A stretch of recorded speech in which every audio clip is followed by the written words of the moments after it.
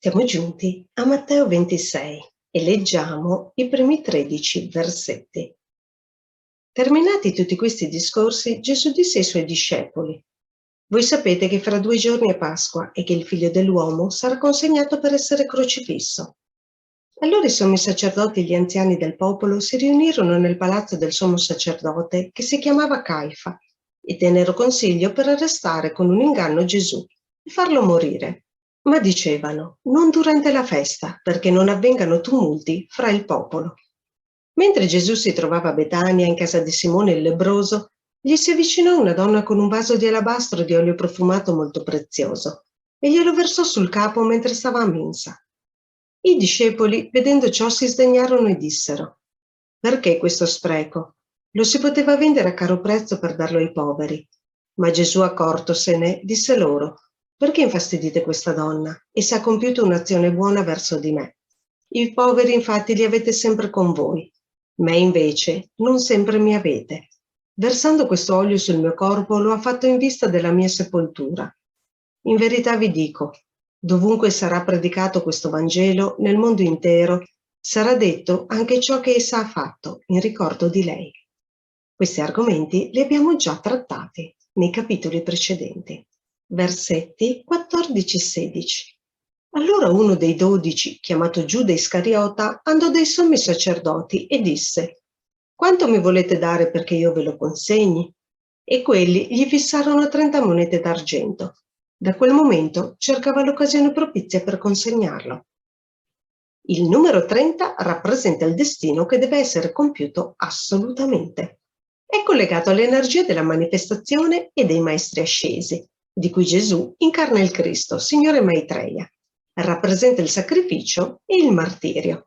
L'argento rappresenta la luna, quindi la notte, il momento di buio attraverso il quale è necessario passare per ottenere l'albedo, la seconda fase della trasmutazione alchemica. Versetti 17-25. Il primo giorno degli azimi i discepoli si avvicinarono a Gesù e gli dissero: Dove vuoi che ti prepariamo per mangiare la Pasqua?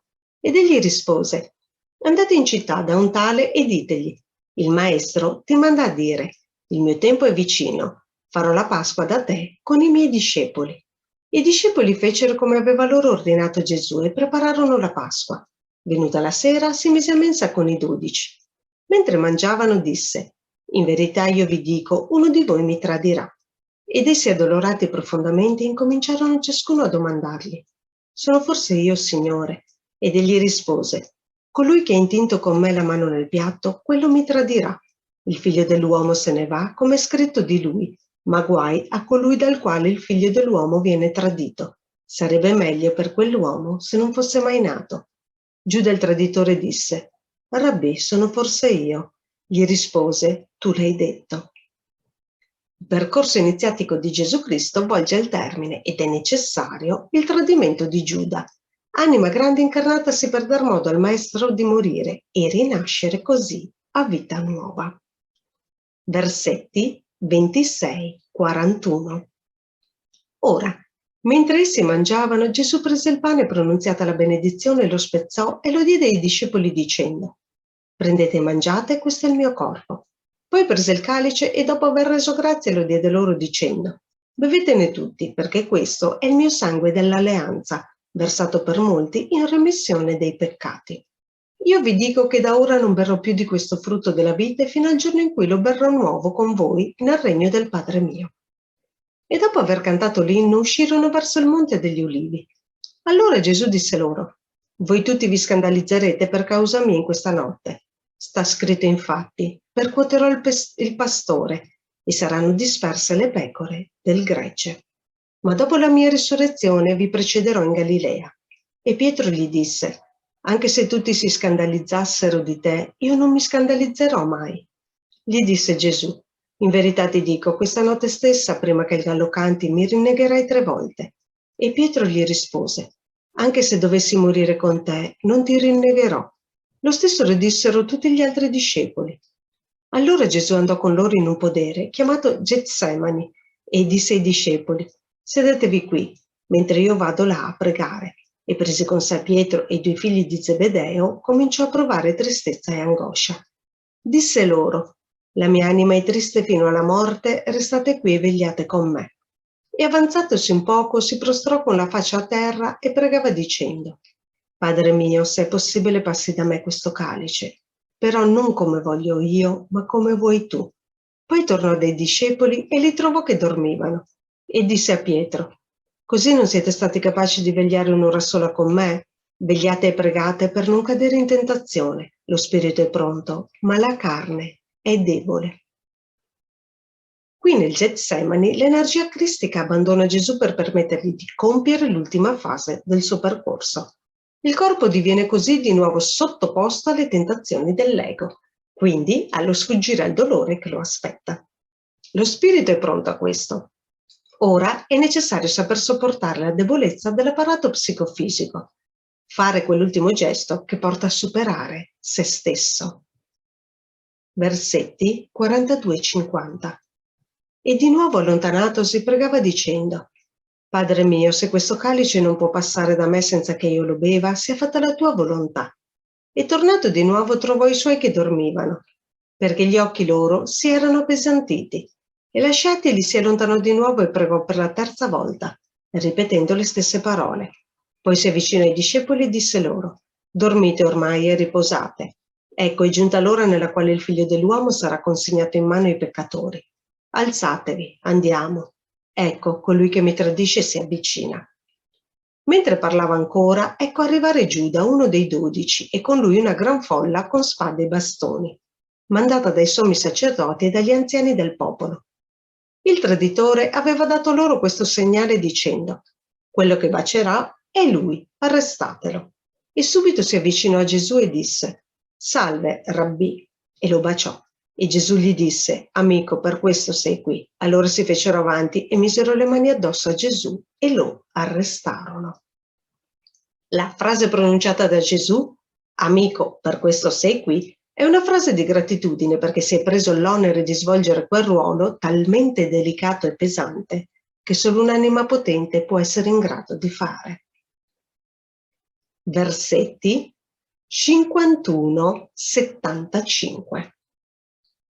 Ed ecco uno di quelli che erano con Gesù.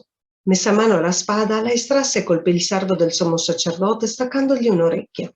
Allora Gesù gli disse: «Rimetti la spada nel fodero, perché tutti quelli che mettono mano alla spada periranno di spada.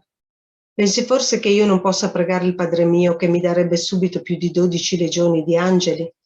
Ma come allora si adempirebbero le scritture, secondo le quali così deve avvenire?» In quello stesso momento Gesù disse alla folla: «Siete usciti come contro un brigante, con spade e bastoni per catturarmi. Ogni giorno stavo seduto nel tempio ad insegnare e non mi avete arrestato. Ma tutto questo è avvenuto perché si adempissero le scritture dei profeti».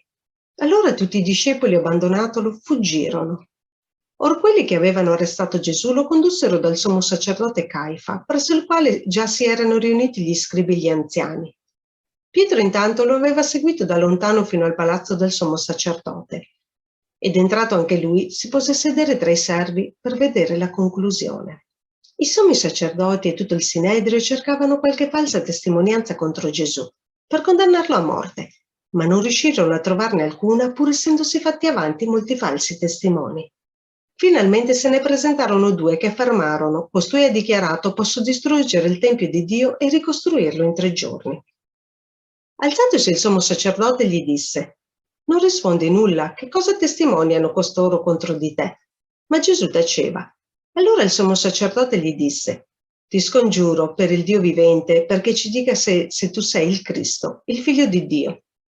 «Tu l'hai detto», gli rispose Gesù, «anzi io vi dico, d'ora innanzi vedrete il Figlio dell'uomo seduto alla destra di Dio e venire sulle nubi del cielo». Allora il sommo sacerdote si stracciò le vesti dicendo: «Ha bestemmiato, perché abbiamo ancora bisogno di testimoni? Ecco, ora avete udito la bestemmia, che ve ne pare?» E quelli risposero: «È reo di morte». Allora gli sputarono in faccia e lo schiaffeggiarono, altri lo bastonavano, dicendo: «Indovina, Cristo, chi è che ti ha percosso?» Pietro intanto se ne stava seduto fuori nel cortile. Una serva gli si avvicinò e disse: «Anche tu eri con Gesù il Galileo». ed egli negò davanti a tutti: «Non capisco che cosa tu voglia dire». Mentre usciva verso l'atrio, lo vide un'altra serva e disse ai presenti: «Costui era con Gesù, il Nazareno». Ma egli negò di nuovo, giurando: «Non conosco quell'uomo». Dopo un poco i presenti gli si accostarono e dissero a Pietro: «Certo, anche tu sei di quelli, la tua parlata ti tradisce». Allora egli cominciò a imprecare e a giurare: «Non conosco quell'uomo», e subito un gallo cantò. E Pietro si ricordò delle parole dette da Gesù: «Prima che il gallo canti, mi rinnegherai 3 volte». E uscito all'aperto, pianse amaramente. Tutti questi argomenti li abbiamo già trattati precedentemente.